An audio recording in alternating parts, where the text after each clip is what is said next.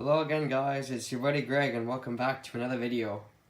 So, on a totally different dimension of toy trains, I guess, model trains, I guess this is more of a toy. But we have this mechanical train set by Matt. Now this is a Marx set. Look at that. I mean, really, I've had this set for years. I've had this longer than most of my models. I've had it way before my YouTube channel. Yeah, and it's all there. All the engine and rolling stock's there. It's really a great set. It really is, and I've set up the track already. And we're gonna run this thing. First, let's look at the box, though. Oh yeah, another reason I'm doing this, because it's very close to Christmas time. It's December 22nd. So I figured, I've got nothing really to, might as well post this on the Star channel. Wow, look at that. That's quite the... There's a serial number there. I don't collect Marx sets. Really, I only... Yeah, I mean, I get Tyco trains from time to time. Like, I'll get old model trains that, run on my system. Like, if there's a 1970s or 60s Tyco or something. Or if there's even a 1950s HO scale. So it depends what it is, But I'm not going to fork out a whole bunch of money for it. But this was something my mom got me a number of years ago. And I'm just realizing now... This is a Marx set. For whatever reason, I didn't comprehend that. The bottom of the box has nothing on it, I don't think. But yeah, this is the set. I can only imagine how old this thing is. I'd say out of the 40s or 50s, just by looking at it. And it's not electric either. There's a semaphore signal there. We'll take the lid off, gotta be careful with that. I've handled old boxes before, this isn't my first time. There's my old West Clock travel alarm. Generally, most 20th century boxes are pretty stable. So, I mean, there's one there. The travel alarm's actually in there. I'll just show it to you while we're at it. There's a travel alarm in there. But that's for my other channel. That's not for this one. That's for Greg. That's for hello again, guys. It's your buddy Greg, not this channel. Well, there's my calendar from this year. Okay, so enough about Greg and channels and boxes and things. Here's our engine, 040. It looks like it's supposed to be like it's more wheels than that. We'll have a better look at that in a second. This is all tin plated, by the way. Union Pacific caboose, or what the hell am I talking about? Union Pacific tender. I run a fictional railway company. I should know what a tender is by now. Seaboard gondola, tin plated. I've never seen another set like that. Of course, I haven't really been looking. I mean, I'll keep an eye out for sets like this at antique stores, because, I buy clocks or West Clock stuff, and this is totally out of, well, actually not really. They're antiques. I mean, look at this caboose. I mean, look at that. Imagine getting this on Christmas time, or on Christmas Day, or Christmas Eve. In my case, I got this on Christmas Eve, and I didn't really know what the heck I was looking at. And I tried to set this up on carpet. That was a disaster. So yeah, let's set it up. There's our winding key. I don't know if it's cast iron. I think it might be cast iron. Very sturdy key. Very good key. So here's our little 040 here. And it's got a plastic body. Here, I'll just turn the brake off. Oh yeah, it's got a bell. Whoop, as it derails. It's got a bell. It's very high tech, obviously, as you can see. Yeah, that's our first part of the train. And no, that's not part of the Star roster, this one. Because UP already took it. Here's the, what the heck's it? Tin plated tender on here. There you go. I mean, isn't that just a nice looking combination there? Here, I'll drive it around again. I gotta turn this thing around. Oh, did it just derail? Nope. Okay, I don't know what it's doing. we're moving around and doing all sorts of things. But yeah, there's the engine and tender. Whoops, I don't think it's on the track right. Oh, no, it is. Maybe these aren't just, I don't know, maybe these aren't quite smooth. Here's the bottom of the gondola, and I know the tender is the same. The engine is obviously not tin plated, it's got plastic. It's a plastic body. We'll do that. And then I think my favorite car right here, and I put a couple of pennies there. Those are Canadian pennies, by the way. I put the pennies there. I'm actually going to take the pennies off because they might be weighing the train down, because I noticed it didn't run that much. So I'll take these pennies out, get the tape off. You can admire the caboose for a second there. I believe my local museum has one of these cabooses. And they also have the Seaboard gondola, I believe.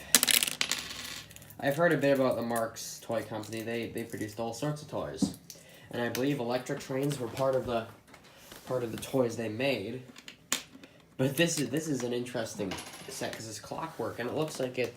This would probably be a very cheap set, I would imagine, because it's clockwork. I have a cold, guys. So this is how you don't plug this into the wall. You obviously there's an app for this where you can connect it to your iPad and control it off your phone or your iPad. No, we're not quite that high tech. We got a key here. Just stick it in.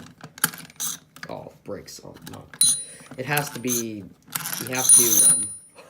Well, that's what happens when you don't turn the brake on. You flip the switch back. Oh, I gotta take it out and do it again. Is the spring broken? What's the matter with it? Why is it not winding up? What the heck is it doing? Hold on a second. I just learned a good lesson about these clockwork trains. When they're unwound, don't drive them forward and then unwind them even more. Because the spring was all screwed up. And I was fooling around with it. I thought the spring had this, or I thought something had happened to the spring click. Now the spring click is a little device that keeps the spring up. Like when you wind an old alarm clock, it makes the clicking sound. I'm not really going to explain how the click works, but it holds the spring up and it keeps whatever device wound. So anyway, I thought the click in this, because it's clockwork and the spring needs to be, kept tight. That's why you wind it, because if there's no click, then you're gonna turn the key and try and wind it up, and it's just gonna come flying right back at you, and that's what kept happening. I don't know what the heck happened in there. Something happened to click just briefly, but it seems to be winding up properly now. I don't know. Don't drive it forward once it's already wound. That's what happened. So anyway, we're gonna get going here now. All right, all aboard.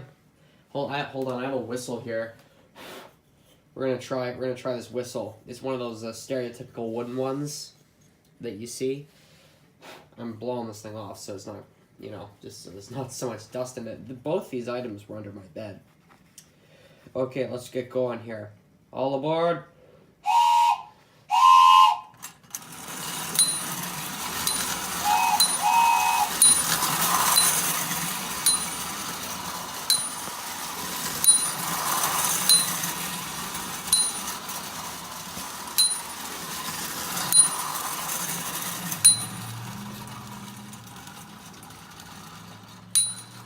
Oh.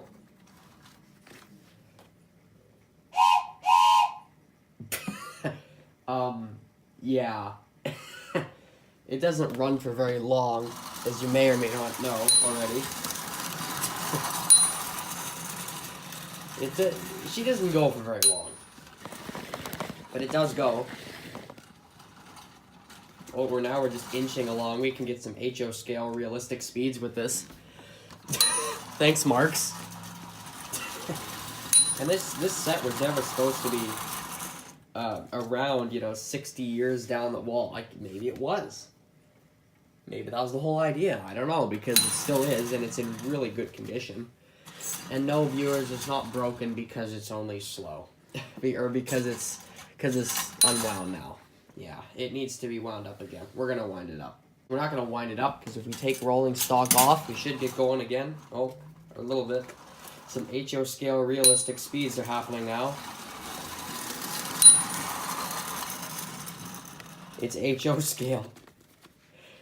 I think they should just forget electricity and model trains altogether and just do it like this again. I think this is the greatest method of doing it. And you wonder why they only gave you a little circle of track to run your train on. Oh, let's get this off. Let's see if I'll take the tender off too. Oh no. Are we gonna go? I don't know if we're gonna go. Let's give her a go.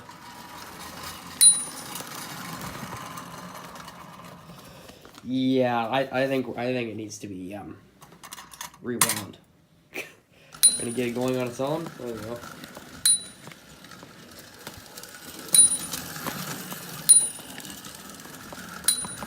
Now we're going again. All on its own. It's kind of a well, I don't know if it's a crappy method of doing train. Well, it's not the greatest.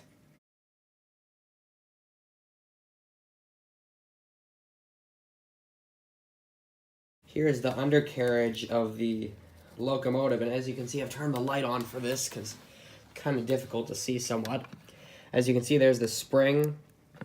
There's some wheels there. We're going to start what's left of it up.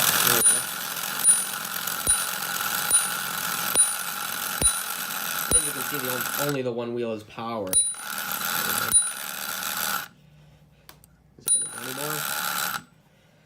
Unwind that spring. I know that spring can go further down. As you can see, the spring's getting larger. Oh, where are we going to go? This thing might need a mechanical service or something. It might actually need a clean out or something. Of course, I'm not going to be the one to do that. Not yet. I've only just started with clocks here. I don't know if I'm quite ready for something like this. Of course, this would be less complicated than a clock, but this spring is way bigger than the mainspring in an alarm clock. Those of you who wanted to hear it, there's the click. Spring is getting smaller.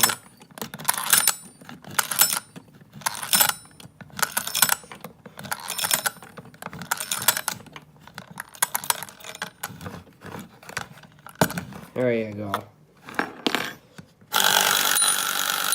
There's it running all the way.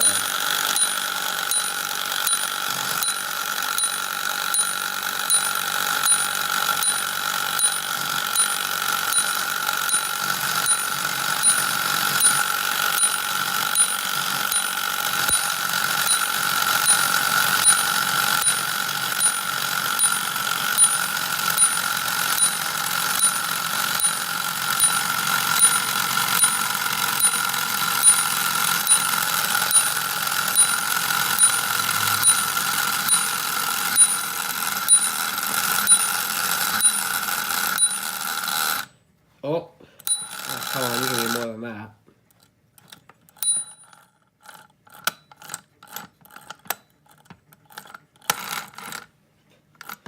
Well, it seems we're out of steam. The condition this engine is in is absolutely fantastic.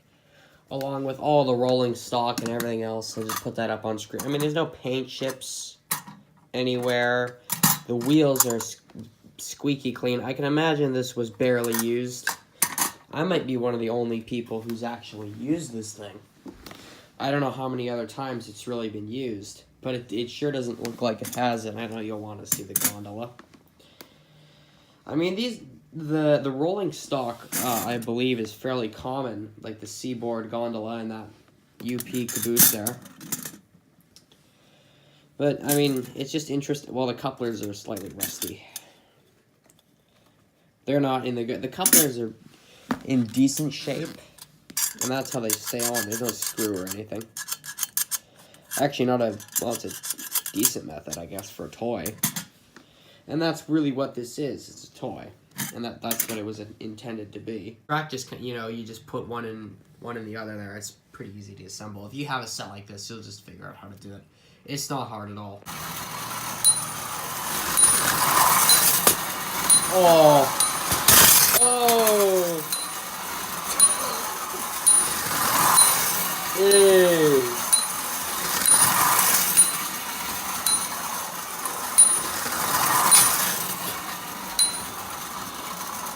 To see it, there's the Marx logo right there. Marx lines, or Mar lines, as it says. I believe all of the rolling stock has the Marx logo on it somewhere. Where's the Marx? There's the Marx, the crossbuck logo. Wasn't it just a brilliant little toy company? Well, wasn't little. Definitely wasn't little. It was a lot of things, but it wasn't little. On the tender, the trains come back to life. The 040 is back. Oh, geez, not focusing. It's not focused, sorry.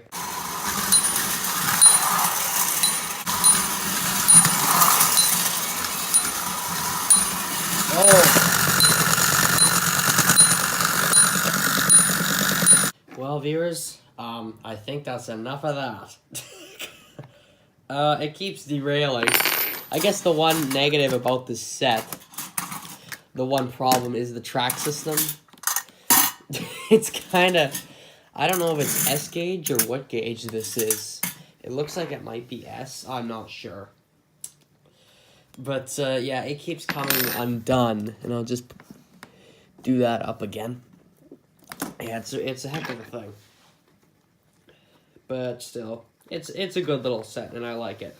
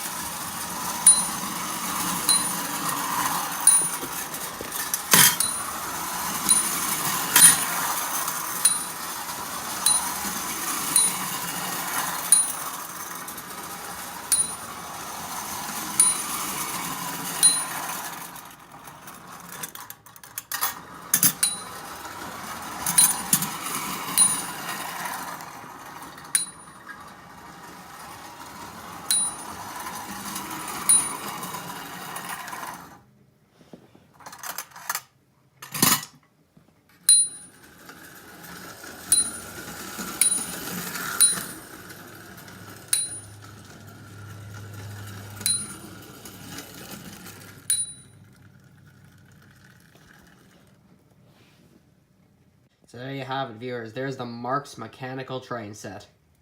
So yeah, I don't know what year this is, but I guess who knows, maybe someone in the comments will say something.